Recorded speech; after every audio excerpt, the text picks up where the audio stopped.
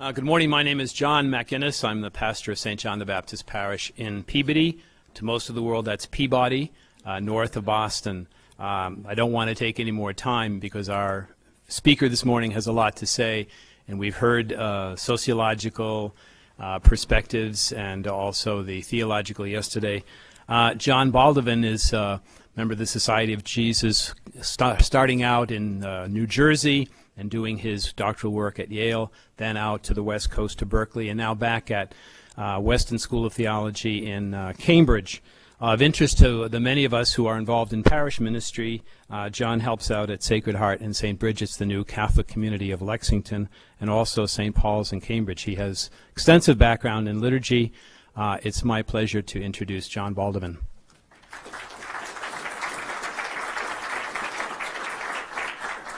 Thanks, John. I'm going to try to do this by PowerPoint, so you might have to bear with me.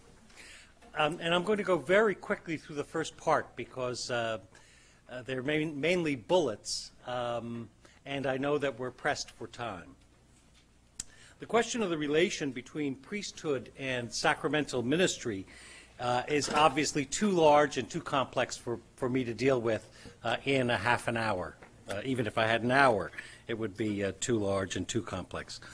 But despite what Bill Leahy said last night about the Church 21 projects not being historical, not looking at the past, it's very hard for us to look at the future of the priesthood without some idea of how we got to where we are. So a conference of this sort couldn't possibly ignore this topic. I want to give a caution from the start. The liturgical or sacramental aspect of priestly ministry and identity may be isolated as a subject for theological and historical investigation. On the other hand, in reality, the sacramental activity of priests has never been so divorced, as you well know, has never been so divorced from other aspects of the ministry, at least in the ideal, except certain points of the Middle Ages, I suppose, with mass priests, from preaching, pastoral care, the kinds of things that Jim Basic is going to be talking about. So I'm saying from the very beginning that I'm going to be giving a very abstracted, in some ways abstracted theological view of the priesthood, one that does not cover all of the activities that priests are engaged in, or indeed all of the identity of the priest. That insight, of course, was, as Susan Wood put it so nicely yesterday, given to us or emphasized by the Second Vatican Council's Lumen Gentium and its decree on the ministry and life of priests. And I'll come back to that a little bit later. What I want to do in this presentation is basically three things. Here we are. First, I'll quickly sketch a number of key features in the historical development of the sacramental ministry of priests. On the basis of that history, I'll also very briefly review what I understand to be some of the neuralgic questions and issues that arise for theology today. And you'll see some overlap, obviously, with what Susan did yesterday. Second, I'll deal somewhat more extensively with two areas of reflection, the question of validity and ministerial intention, which I think is very fundamental throughout the history of the priesthood, and the question of cultic purity, which I think is a major question for us today. Finally, I'll offer a kind of a theological understanding of the priest as sacramental minister today. Just a word about definitions.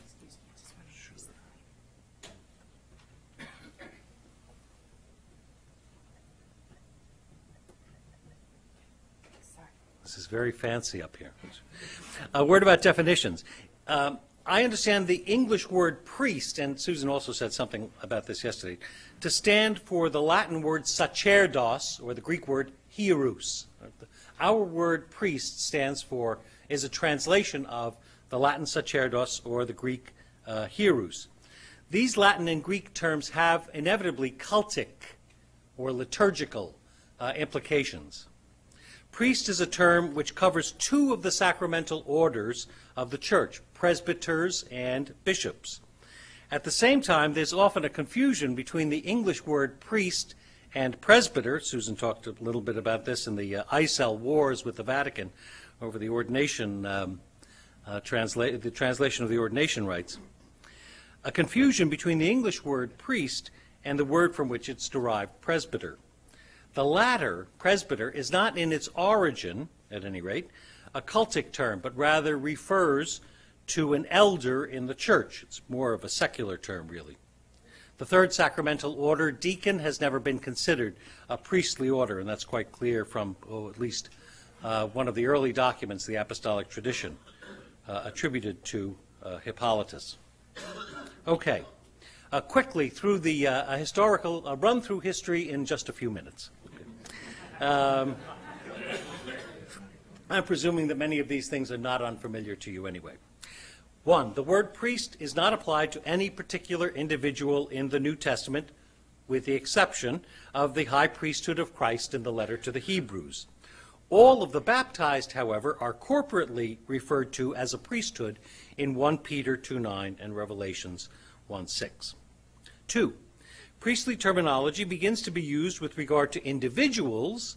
There were references to sacrifice as well as early as the 1st century in the first letter of Clement of Rome, around 90 A.D., and in the regulation of the Eucharist by the bishop in the letters of Ignatius of Antioch, although he does not call them priests.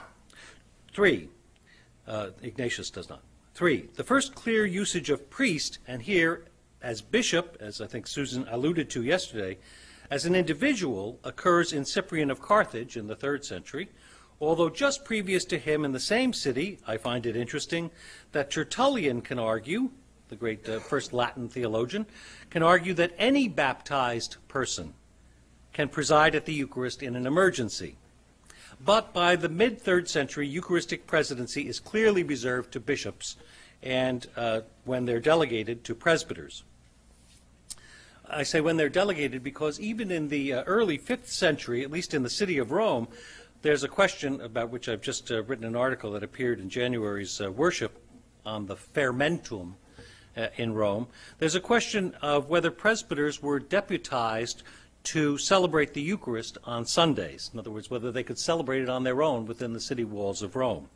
And my conclusion, which would take another half hour to explain, is basically no, that they were not deputized to celebrate the Eucharist on their own, at least in this period in Rome.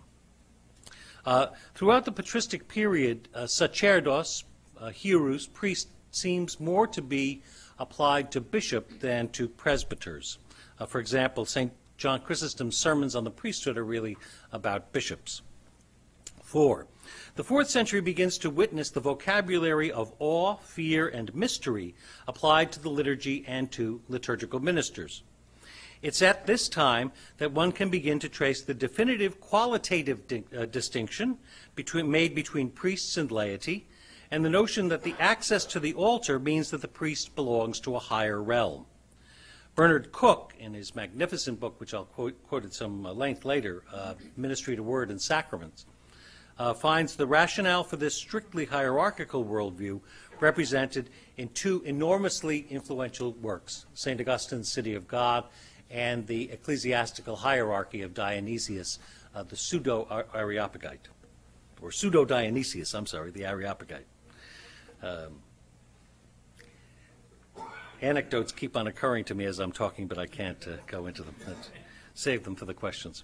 5, at the same time, it becomes clear that sexual continence is expected, or at least the ideal, for presbyters and bishops who are to celebrate the Eucharist, at least the next day. Our first evidence of this as a regulation is found in the regional Spanish Synod of Elvira in the first decade of the 4th century. But the ideal of sexual abstinence had been a feature of Christian piety from the 2nd century in many places. The ideal of clerical continence was by no means universal. Cook, for example, finds lots of evidence in the Christian East that clerical sexual continence was not an ideal. And, of course, the East is the one that retained a married priesthood. 6, in the late 4th or early 5th century, Augustine establishes one of the most fundamental principles of sacramental ministry, and one to which I will return later. In his debate with the Donatists, who reject the sacramental ministry of those who've been ordained by apostate or traitor bishops, Augustine insists that the validity of the sacraments does not depend on the worthiness of the minister. More later. 7. Although Old Testament images for Christian ministry had been employed as early as 1 Clement, I alluded to that before, it's the Carolingian period of the 8th or 9th centuries, Charlemagne, that marks a significant development in the use of the Old Testament priesthood as a model for Carolingian, Old Testament priesthood as a model for Christian priests. The development had accompanied what Charlemagne did to make the Davidic monarchy of the Old Testament a model for Carolingian monarchy, so it made sense. It's in the Carolingian period that we begin to see the evidence of a practice that would hitherto have been unthinkable.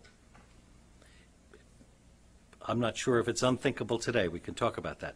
The private or solitary Mass, that is to say, the celebration of the Eucharist without community participation.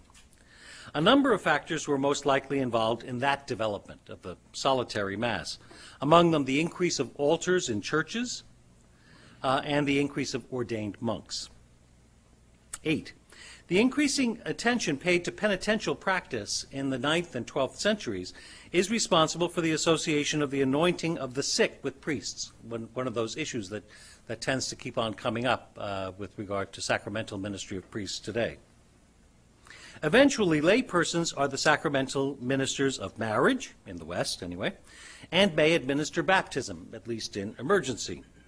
By the 12th century, it's clear, though, that the priests alone have the power to absolve sins. The perception of the sacramental system as significantly related to sin and forgiveness, and I think this is crucial, will become a driving force in the development of Eucharistic practice and one of the most neuralgic issues of the 16th century Reformation debates. 9. As part of its increasing concern with organization and centralizing the legal system of the Church, the 11th century Gregorian, so-called Gregorian reform, introduced a new focus on the institution of the sacraments by Christ. In other words, before that, you had not found so much of an interest in the idea of institution of the sacraments by Christ. Hereafter, specific moments, the Eucharistic words of Jesus, or the post-Easter commission to forgive and retain sins, are identified with regard to the powers of priestly ministry. 10. Given the lack of a developed ecclesiology in the early scholastic theological treatises, Peter Lombard's sentences to wit, and others, the treatise on the sacraments followed immediately upon Christology. Some of you may remember this from your reading of or training, if St. Thomas was a big part of your training. In addition, the foundation of the sacraments was located in the Incarnation rather than the Paschal mystery. Here, one has to bow to the influence of the Summa of St. Thomas.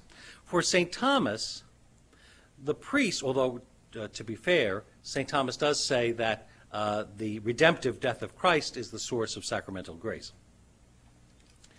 For St. Thomas, the priest is most priest in confecting the sacrament. And I think that's the training that most people here might have, or many people here would have received. The priest does this in the person of Christ.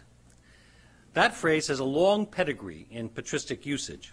What makes it different and crucial for St. Thomas and subsequent theology is the identification of in persona Christi with the consecratory words of Christ. I wish I could go into this at for another half hour. Susan Wood also alluded yesterday to something she heard me say at another conference last week, but it was on a different topic. And that's on the question of the words of institution, this is my body, this is my blood, with regard to the consecration of the Eucharist and the Vatican's new opinion on that in terms of an ancient prayer of the East Syrian Rite, the prayer of Adai and Mari, once again. Maybe if you want to raise that as a question. A number of modern Catholic theologians, as well as the contemporary magisterium, and I'm thinking of John Paul II, has focused on this phrase, in persona Christi, as central to the relation between priesthood and sacrament. indeed central to the sacramentality of the priesthood itself. 11. By the 13th century, theologians clearly taught that the primary activity of the priesthood was the consecration of the Eucharist. This affirmation is related to a long-standing debate with regard to episcopacy as a distinct order, also alluded to yesterday. St. Jerome says this in the 4th century, that bishops and priests are not a different order. Jerome, not being a bishop, of course, had a stake in that fight. What could be significant about a bishop as different from a presbyter if the highest power that both possessed was exactly the same, to wit, the consecration of the Eucharistic species? Vatican II's Lumen Gentium, as you know, chapter 3, marks a return to the theology of the first millennium by not only insisting on the distinction of presbyteral and episcopal orders, but also emphasizing the role of bishop in the Church's constitution. 12. A new stage in the association of priest and sacrament can be discerned in the work of Duns Scotus and others on the application of the fruits of the Mass. That's something that we all live with in terms of stipends today. The priest had a special role in assigning the fruits of the Mass. What had been a pious practice of praying for the dead, think of that great scene in Augustine's Confessions, where his mother, Monica, is lying on her deathbed, and she says, "Oh, don't bother taking the body back to Africa. Bury me here in Ostia, but just remember me at the table of the Lord." So, that pious practice now more and more took on the notion that the priest could offer the Mass for a specific intention. Thus, the practice of chantry chapels and priests who made their living from saying Masses became widespread. 13. Among the precursors of the 16th century Reformation, John Wycliffe, the English priest, reintroduces the question of worthiness of the sacramental minister.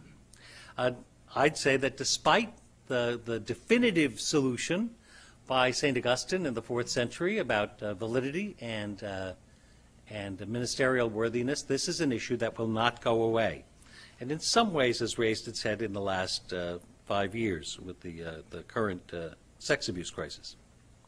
14. Martin Luther, by identifying priesthood with the common priesthood of the faithful, as opposed to the priesthood of ordained ministers, breaks the theological and sacramental connection between priesthood and ministry. Ministry is indeed necessary for Luther, and the good order of the Church requires ordained ministers responsible for the proclamation of the Word and the right administration of the sacraments. You find this in Calvin as well. But at the same time, the Catholic notion of a priestly succession in ministry is rejected. The question of the break in succession by the temporary acceptance of this Lutheran kind of approach in the form of ordination was central to what Leo XIII said in Apostolicae Curae in 1896 on the denying the validity of Anglican orders. 15. The synthesis of Christian doctrine achieved by the Council of Trent did little more than affirm the medieval consensus on the theology of the priesthood, thus perpetuating the notion of priest as primarily consecrator and sacrificer in the Eucharist. 16. The 17th century French school of spirituality, Cardinal Pierre Bérulle, Vincent de Paul, Jean-Jacques Ollier, responsible for, at least among the presbyters, to use the right word, here today, responsible for much of the priestly spirituality taught in seminaries, proposed a theology and spirituality of the priesthood that centered on the ascetical identity of the priest as imitator of Christ's self-emptying. In line with the Tridentine theological synthesis, this spirituality found its focus in the priest as Eucharistic person. This theology and spirituality has remained profoundly influential up to the present. And I'll have more to say about that later. 17, and finally, the decrees of Vatican II mark a significant development in the modern theology of the priesthood. In the first place, the conciliar documents definitively consider the episcopacy to be an order distinct from the presbyterate, as we saw yesterday. Thus, the power to consecrate, which had been the prevalent notion of the unity of presbyter and bishop as priests, is placed somewhat in the background, though not, of course, denied. Second, every aspect of the church is described in terms of a Christological model, one which relies on the threefold office of Christ. It's not just the presbyter in the decree on the ministry and life of priests. It's the bishop, it's the papacy, it's the entire church as the people of God. You could say that Vatican II in Lumen Gentium fell in love with the threefold office of Christ as priest, prophet, and king, which somewhat ironically was first developed by John Calvin. The evangelical aspect of the priesthood, that is to say, the priest as preacher, is given a certain logical precedence, which indeed it should enjoy, since the gospel must be preached before it can be celebrated sacramentally. Several issues recur in the history of the theology of the priesthood that I've just outlined, and I'll just pose them as questions. I don't pretend that I'm really going to answer any of them definitively, and if I could, well, I don't know. That would be something. How precisely is the priest a representative of Christ? That is to say, vis-a-vis the common priesthood shared by all the baptized. How do we understand the nature of Christ's own priesthood that is represented? What precisely is the difference, and Susan spoke to this a little yesterday, of essence as opposed to degree between the ordained priests and the baptized, as in Lumen Gentium 10? Was Augustine correct? I think we can ask this. At least it's fair to ask. Was he correct in distinguishing the objective validity of the sacraments from the worthiness of the minister? I mean, it's something for which most of us can give thanks fairly often. How does the Eucharistic focus of ministerial priesthood help the church to grow into the body of Christ? Does this traditional focus need nuance? Is the priest, qua priest, required to be more ascetical than other baptized members of the body of Christ? No definitive answers, but some reflections. Okay. At least reflections on two key areas. First, the question of validity and ministerial worthiness. One of the questions just raised has to do with this thorny issue of the objectivity of the church's sacraments. Must one say that the sacraments are valid even when they are administered by an unworthy, even a schismatic minister? St. Augustine attempted the solution, as I mentioned before, to the Donatist criticism of the sacraments. The Donatists denied the validity of sacraments administered by those ordained under questionable circumstances. In other words, the succession of Bishop Felix of Aptunga in northern Africa, who had been a traditor, a traitor, someone who handed over the books, and therefore an apostate, during the persecution by the Emperor Diocletian. Augustine argued that even heretics and schismatics could celebrate valid sacraments by emphasizing the fact that it is Christ who baptizes, anoints, celebrates the Eucharist, and so forth.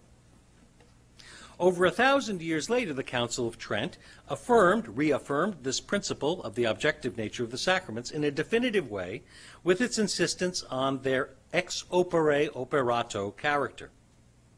In the popular understanding, this principle can, as you know, lead to a magical understanding of sacramental efficacy.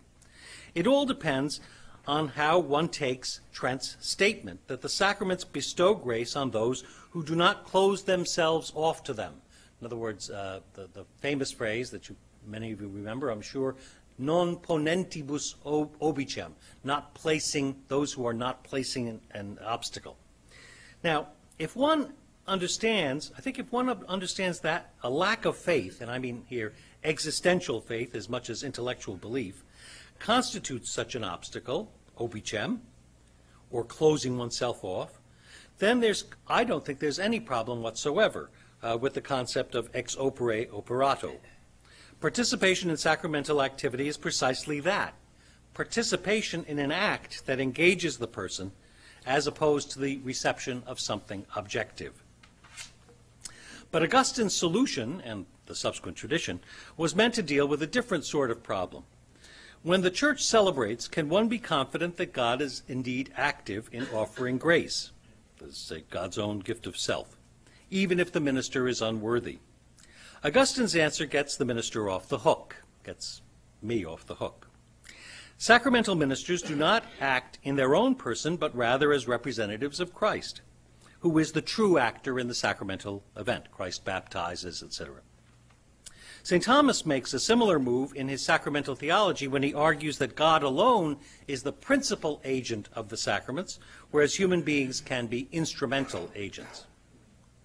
Augustine's answer to the Donatists does indeed help to solve the problem of the objective nature of God's offer of grace to us in the sacraments. It places sacramental events where they belong, as ecclesial activities in which Christ is present. Ecclesiology really only developed as a theological treatise some 25, 30 years after the death of St. Thomas. Vatican II's Constitution on the Liturgy and subsequent liturgical documents will locate that presence of Christ in a number of places: the assembled faithful, the proclamation of the word, the minister, and the consecrated gifts. On the other hand, I think that Augustine leaves the question of the quality of priestly activity unresolved. This is, I think you have to admit, somewhat of a lowest common denominator solution. Assurance of the validity of the sacraments may be necessary, but it is a long way from appreciating what sacramental activity is meant to do. I'm reminded of a priest who complained, and in this case it's actually, as you might suspect, a Jesuit priest, who complained of liturgists. "I don't understand why they insist that I look at the people when I say, 'The Lord be with you.'" Well, you'll see in the second half of his statement, you'll see a certain theology which is obvious and which many people would hold to. "All I really need to do is say the correct words over the correct matter and form, and they will receive what they came to receive." In other words, the body and blood of Christ. In a certain way, as a reductio ad absurdum, that is the bottom line of Augustine's argument. For the sake of those to whom the priest ministers, I'm happy to agree that he's not incorrect in his affirmation of the ex opere operato principle. There are some things to be said for it. On the other hand, statements like these encourage us to ask what sacramental activities are about in the first place. Therefore, we must ask not only about the moral worthiness of the minister, but also about his competence in liturgical leadership. One very basic solution to the problems opened up by Augustine's solution is the notion of ministerial intention, a question on which I've been meaning for a long time to do a much longer and involved study. But here's where I am at the moment with this. Once again, this is a lowest common denominator approach. The minister must have at least the intention, from the 12th century, the minister must have at least the intention of doing what the church intends, facere quod facit ecclesia, in a sacramental activity. This principle was codified in the Council of Florence's decree for the Armenians, in which the three necessary aspects of a sacrament were defined as matter and form and ministerial intention. To what extent, however, I ask, can ministerial intention be understood psychologically? What does it mean to talk about intention? Trent did debate this issue, and except for a magisterial statement in the late 17th century by Alexander VIII, it seems that the issue is unresolved. Alexander VIII condemned someone who said that, what I would hold, that you can't have purely objective intention. The question deserves far deeper reflection than I can do here, but let me give you an anecdote. An Anglican priest friend tells of an experience when his daughter was about 4 years old. Being brought up in a clerical household, she had rather, maybe I shouldn't use the word clerical, but anyway, in a clergy household, he tells of an experience when his daughter was 4 years old. Being brought up in a clerical household, she had rather religious sensibilities, as such children often do.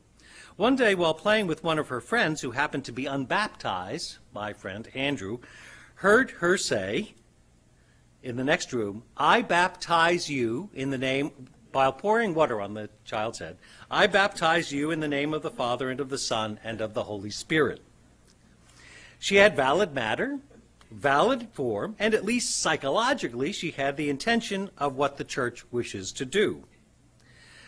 You could also think of the famous case of the, more historically well-known, the famous case of the Jewish boy Edgar Mortara, who was baptized by his nursemaid in Bologna in the mid-19th century and subsequently taken from his parents by church authorities. Subsequently, ordained. In neither case, it seems to me, can we talk about valid sacramental activity.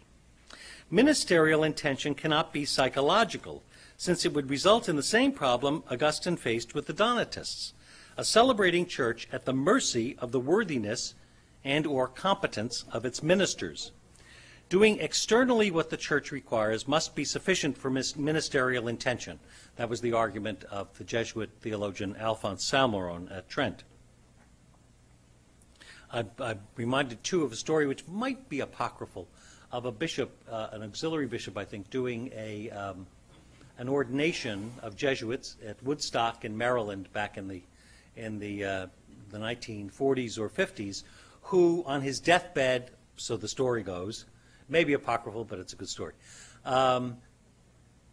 who on his deathbed admitted that at one ordination, being rather ticked off at the Jesuits, for God knows why, he withheld his intention, and I'm told that they reordained all of those people secretly. I mean, that I think is a bizarre understanding, but it's a certain absurd reduction to the absurd of what I'm talking about. Purity. At the same time, we're still on the question of the sheets and at the same time, it's always been clear that the church has high expectations of its sacramental ministers.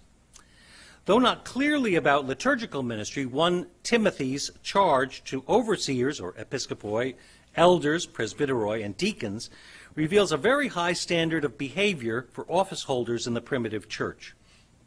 As I noted above, by the 4th century, at least in a number of places, that standard of behavior required sexual abstinence for those charged with Eucharistic leadership. A more positive evaluation of sexual intercourse could, in fact has for many, led us to a different approach today. The Canadian theologian Paul Baudet has argued that once the Church abandoned its reluctant acceptance of sexual intercourse as a major factor in the argument for priestly celibacy, that argument disappeared.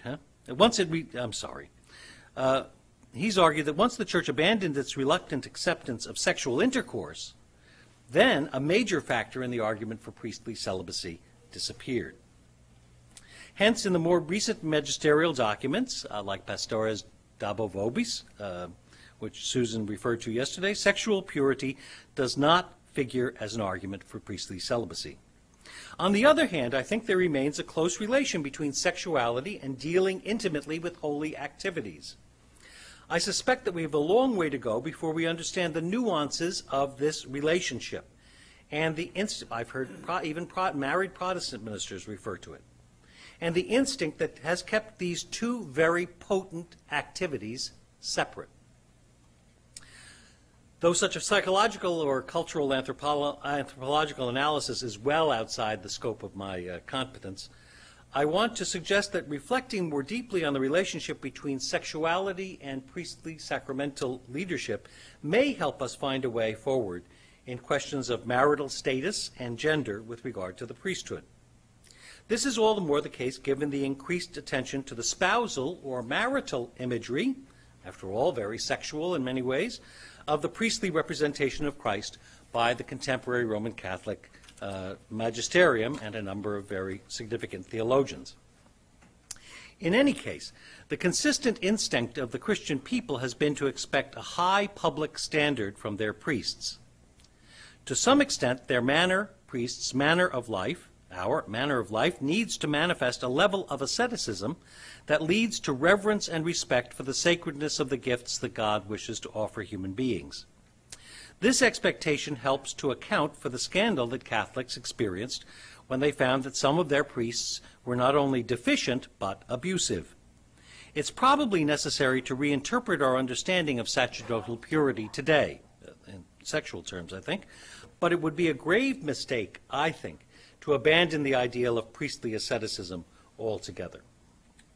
Finally, some final reflections. I did get started late, so can I have a few more minutes? Good. Thank you. Thank you. In his encyclopedic treatment of Christian ministry in history and theology, Bernard Cook, and I think in some ways that a huge volume, which is like 750 double-columned pages, about the equivalent of about 1,500 pages, is still a standard today. It's a remarkably fine book. And its fifth section of the book is on the topic that we're dealing with now. In his encyclopedic treatment, Bernard Cook summarizes a very characteristic and traditional approach to the Catholic theology of the priesthood in the post-Tridentine Jesuit theologian Francisco Suarez. I put the quote down here on the board. Shows you my traditional background on the screen. The ordained minister of the new law offers sacrifice as the minister of Christ through his power and in terms of applying to those who need it the merits of Christ's propitiatory sacrifice. This he is able to do because of the consecration he received in ordination, a consecration that consists in the impression of the sacramental character. The primary function of the ordained is to worship God by offering sacrifice in the name of the whole people. And while this is definitively a representative role, it seems to have clear overtones of surrogate, says Cook. Secondly, the ordained minister has the role of preparing the faithful for and leading them to the worship of God and the salvation of their souls. He is to do this by teaching, by governing, and by judging. Now, this commonly held view of priesthood centers on the issue of a certain power given to the ordained, a power to consecrate, which according to scholastic theology is fundamentally the power to offer sacrifice in the name of the Church, since the Eucharistic sacrifice was accomplished at the consecration, in the consecration. It seems to me that one starting point for dealing with this theology, which I think still, for many of us, is not very persuasive, but still is very important for the magisterium, one starting point for dealing with this theology needs to be a consideration of what we mean by sacramental power in the first place.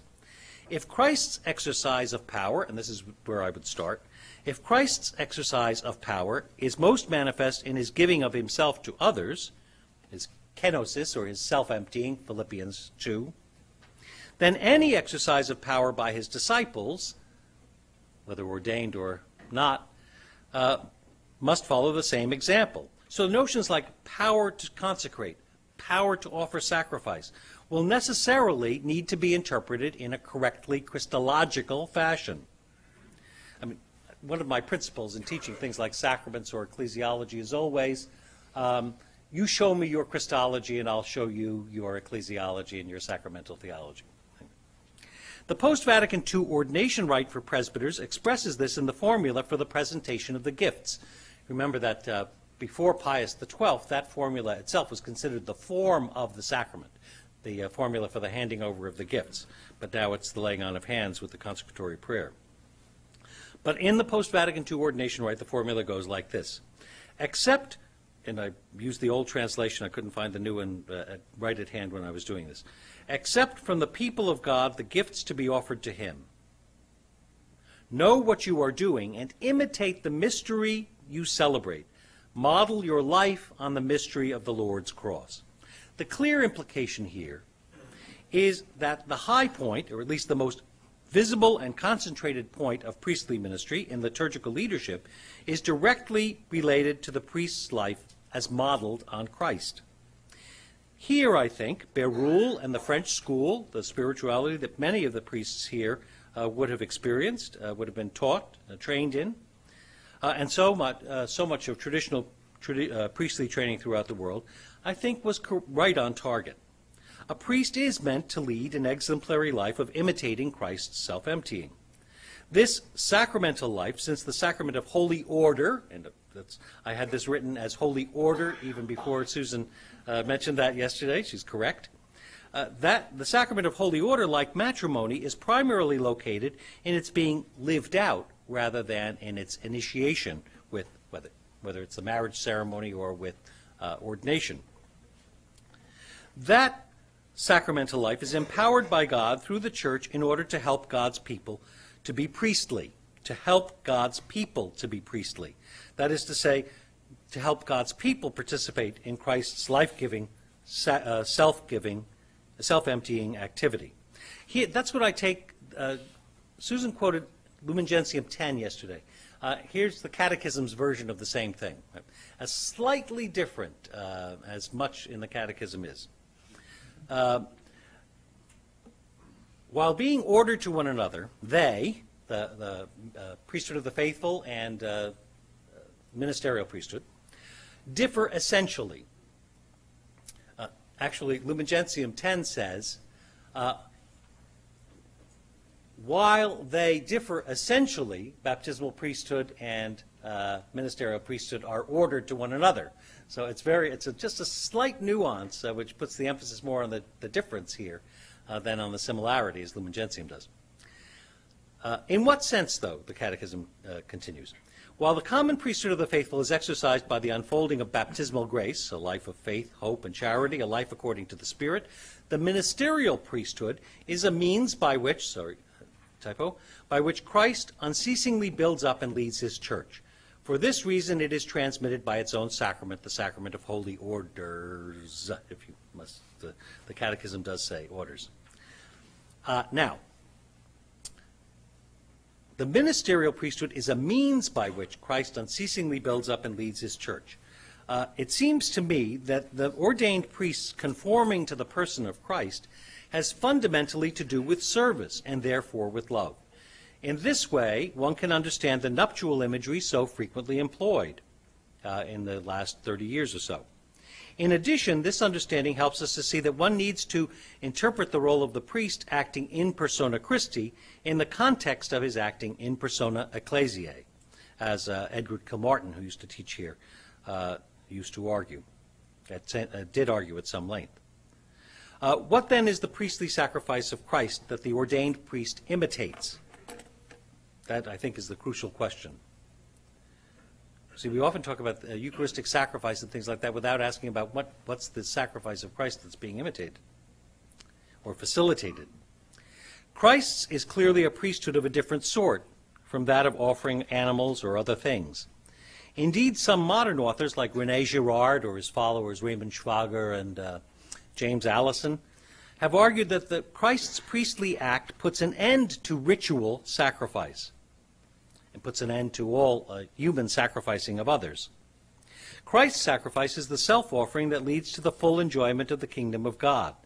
The self-offering which Paul calls the true Christian sacrifice in Romans 12. Its essence is to be sought not in slaughter or destruction, but in oblation, self-gift. So I'd say the liturgical activity of the church must always be judged by how it's enabling this priestly activity of the people of God. The letter to the Hebrews, 7:25, makes it clear that Christ continues to plead his sacrifice. What could this mean but that the risen Lord is continually helping his church to join in his self-offering, that is to say, the life-giving source of the kingdom? As I noted at the beginning, we can isolate the question of priest as sacramental minister for the sake of reflection, and I have, for the most part, in this presentation. But in the final analysis, the Christian ministerial priesthood can only be understood in a Christological context that does take account of the threefold office of Christ, as Lumen Gentium made clear, for bishops and presbyters alike. Ordained priesthood should not be understood as a cultic activity in any way abstracted from evangelical, preaching, and service leadership aspects of ministry, any more than one should try to understand the priestly role of Jesus Christ without taking into account his preaching and his healing activity. Christ serves as the model, the sole model, for Christian ministerial priesthood in all of its aspects.